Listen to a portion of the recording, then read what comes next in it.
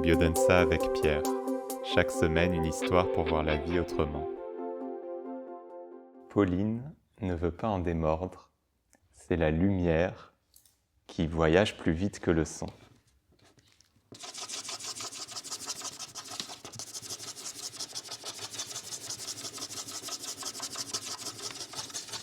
Mais Janine rétorque. Mais non, c'est le son qui voyage plus vite que la lumière.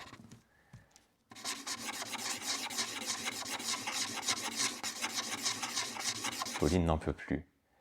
Mais enfin, c'est évident, tu vois bien qu'on voit d'abord l'éclair et ensuite on entend la foudre. Mais Janine, provocatrice, affirme « Pas du tout, tu peux pas te baser juste sur ton ressenti pour affirmer un fait scientifique. » Et à ce moment-là, Pauline craque. « Mais c'est toujours pareil avec toi, pourquoi tu veux pas me croire ?»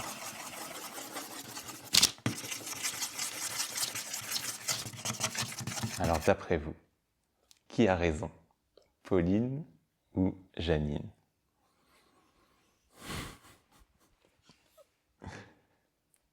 Les deux. Les deux? Vous êtes sûr? Tout le monde est d'accord? Je crois que je sais pas.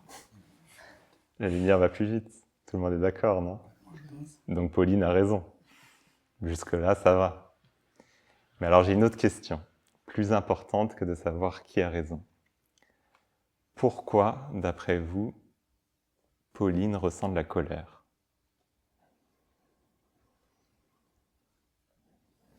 Elle est vexée. Ouais, elle est vexée. Pourquoi? De ne pas savoir, de s'être trompée. Non, mais c'est elle qui a raison. C'est Pauline qui a raison. Elle a raison. Elle sait qu'elle a raison. C'est un fait scientifique indéniable. Pourquoi elle se met en colère? Parce qu'elle n'est pas entendue. Parce qu'elle n'est pas entendue.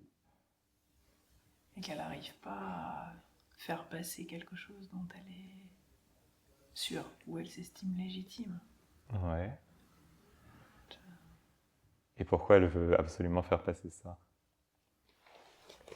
C'est sa vérité. C'est sa vérité, ouais. La question elle est vexée, j'abonde dedans. Ouais. Parce que quand on pense être sûr de quelque chose et qu'il est contesté, c'est même pas de la vexation, tu as de la colère. Ah ouais, Frustration, c'est de la colère, ouais. plus.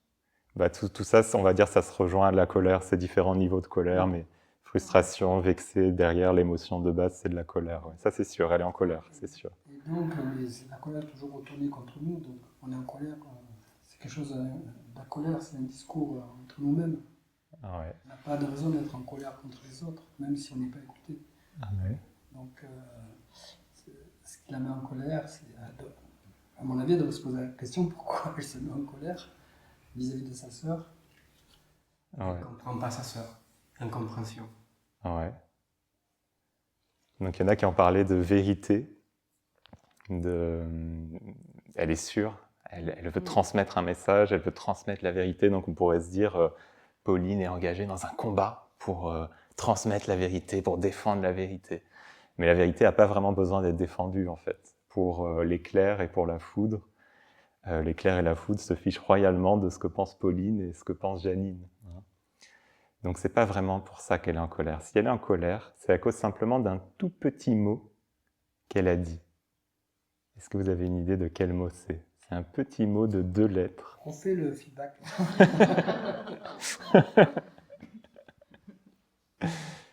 C'est pas facile de se rappeler de tous les dialogues. Tu ne veux pas me croire? C'est le mot? Exactement. C'est ce petit mot. Pourquoi tu veux pas me croire? Un petit mot de 2 lettres, me.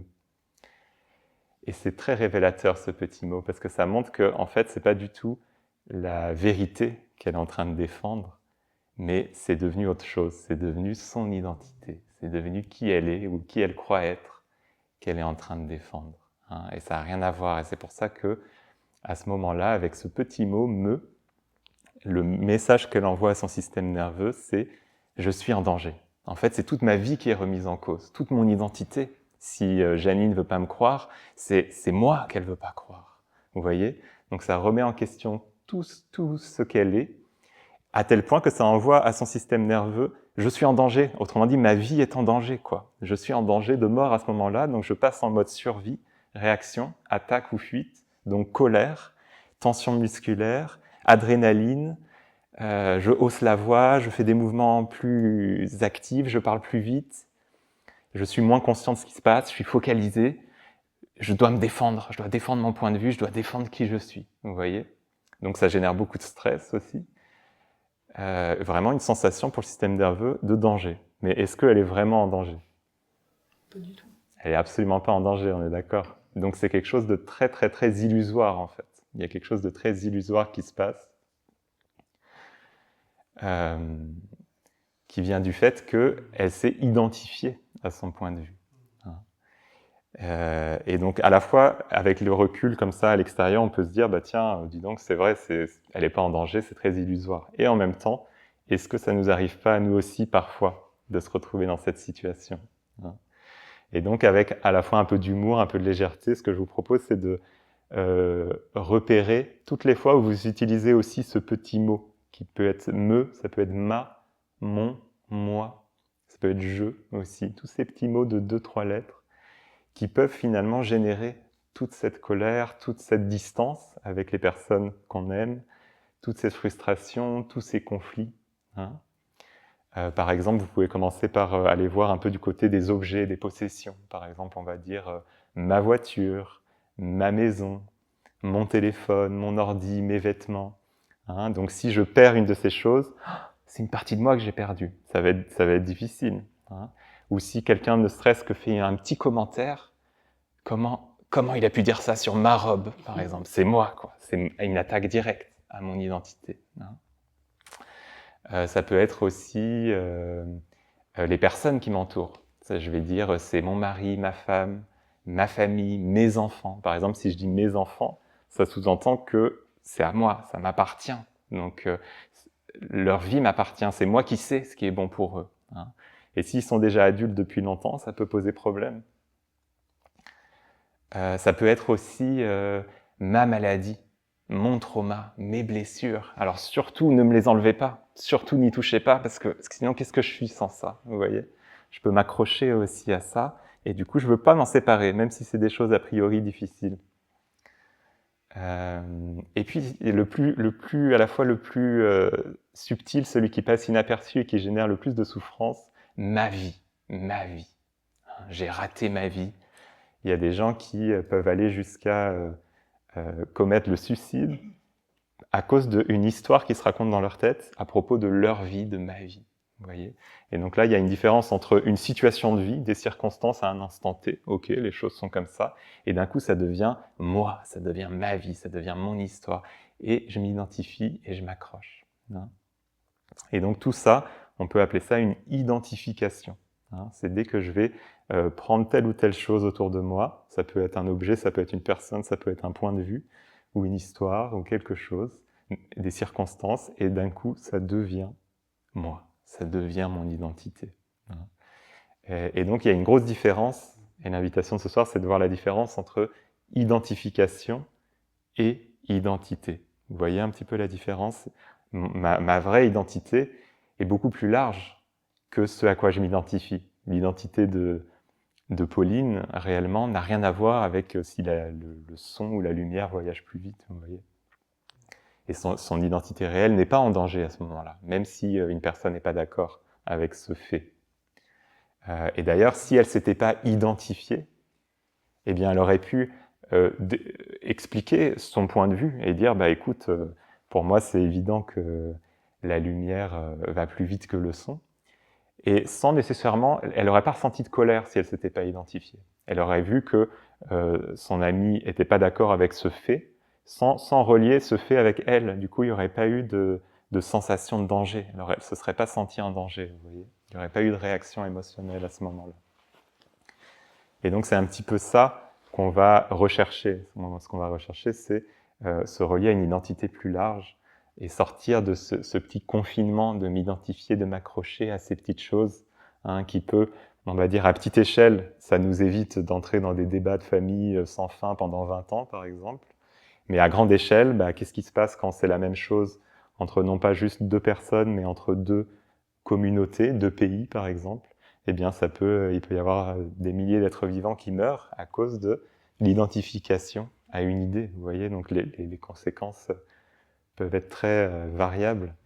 Et c'est pour ça qu'on a vraiment besoin à tout niveau, quoi, à la fois dans notre quotidien, mais aussi pour le bien de ce monde et de cette planète, de pouvoir ouvrir un peu cette identité, quoi. Et on a de la chance parce qu'en Biodanza, on a une catégorie de mouvement qui nous permet justement de sortir des identifications et de s'ouvrir à une identité plus large. Est-ce que vous avez une idée de quelle catégorie de mouvement c'est? Vous allez chercher les limites. Ouais, donc déjà tout ce qui va être dans l'expansion, on va le voir, mais c'est pas celle-là à laquelle je pensais, si on va encore un peu plus loin. C'est vraiment une façon de bouger.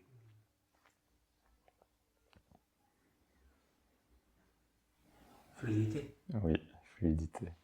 Parce que dès que je vais m'identifier, en fait, je vais m'accrocher, me cramponner à mon point de vue. Vous voyez, donc là, Pauline, elle était, oui, non, je t'assure que c'est vraiment la lumière qui va. Donc elle s'accroche, donc en fait, elle est toute en tension, elle est toute rigide, en fait, toute accrochée. Et dès que on relâche, il y a quelque chose qui s'ouvre et qui devient plus fluide. Et c'est ça le pouvoir très, très transformateur du mouvement fluide et de la fluidité, c'est que ça permet de dépasser les opposés, de dépasser la dualité. Donc ça permet d'un coup aller plus loin que le vrai et le faux. Peut-être je suis au-delà de ça. Je peux apercevoir les deux points de vue, et moi je suis encore plus large que tout ça. Je n'ai pas besoin d'en choisir un, vous voyez. Ça permet d'aller plus loin que le jour et la nuit, que le noir et le blanc. Vous voyez, ça amène beaucoup, beaucoup de nuances, plein de finesse, plein d'ouverture, en fait. Tout flue, tout circule. Je ne m'arrête jamais sur une forme, une idée, vous voyez. Ça permet de transcender, de dépasser tout ça et de se relier à une identité qui est un, en fait, qui est un avec le monde qui m'entoure, qui est un avec la vie. Plutôt que de se cramponner à quelque chose qui me limite et qui me sépare. Donc il y a une vraie ouverture de la conscience. Et ce à quoi je vous invite ce soir, c'est de se relier à ça, de se relier à cette identité qui est plus large, qui inclut l'ensemble du vivant, l'ensemble de ce qui est vivant là, ici et maintenant. Et c'est ça qu'on appelle le bios, la vie. C'est ça qu'on va danser ce soir. C'est cette unité du vivant et de ce moment. Chaque histoire ouvre une porte, et la tienne pourrait bien commencer aujourd'hui. Fais le test des 5 domaines de vie. En 2 minutes, découvre ta carte de vie et reçois une vidéo rien que pour toi, pour faire grandir ce qui demande à éclore. Si cette histoire t'a touché, offre-la à d'autres. Like, partage et abonne-toi. Lundi, je t'attends pour une nouvelle histoire.